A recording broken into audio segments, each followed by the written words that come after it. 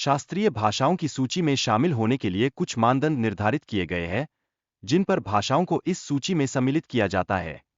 तमिल भाषा 2004 में पहली बार इस सूची में शामिल हुई। इसके पश्चात संस्कृत, तेलुगु, कन्नड़ और अन्य भाषाएं भी जोड़ी गईं।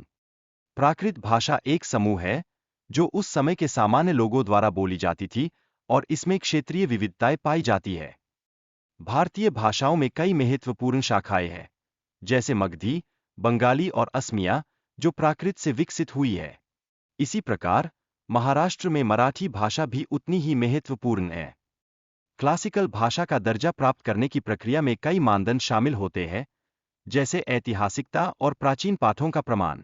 यह प्रक्रिया संस्कृति मंत्रालय से स्वीकृति प्राप्त करती है।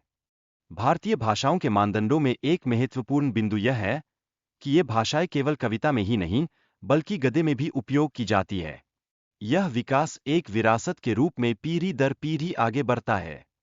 क्लासिकल भाषाओं के संरक्षण के लिए सरकार की पहल अत्यंत महत्वपूर्ण है, जिससे राष्ट्रीय और अंतर्राष्ट्रीय स्तर पर इन भाषाओं का विकास संभव हो सके। क्लासिकल भाषाओं के लिए अनुसंधान संस्थान स्थापित करने की आवश्यकता है, जो इन भाषाओं के साहित्यिक और भाषाई शोध को बढ़ावा देने में सहायक होंगे। क्लासिकल भाषाओं की स्थिति उनके प्राचीनता और सांस्कृतिक महत्व को दर्शाती है, जबकि अष्टम अनुसूची की भाषाएं आधुनिक और प्रशासनिक उपयोग में आती है।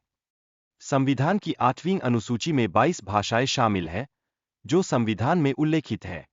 इसके विपरीत 11 भाषाएं शास्त्रीय भाषाएं हैं, लेकिन इनमें संवैधानिक दर्जा नहीं है। शास्त्रीय भाषा का दर्जा प्राप्त करने के लिए किसी भाषा की प्राचीनता और सांस्कृतिक धरोहर को पहचानना अनिवार्य है। यह मानदंड भाषाओं की महत्वता को रेखांकित करता है। 8वीं अनुसूची के उद्देश्य का एक पहलू यह है कि यह केवल हिंदी भाषा को बढ़ावा देने के लिए नहीं है, बल्कि अन्य भाषाओं के लिए भी महत्वपूर्ण है।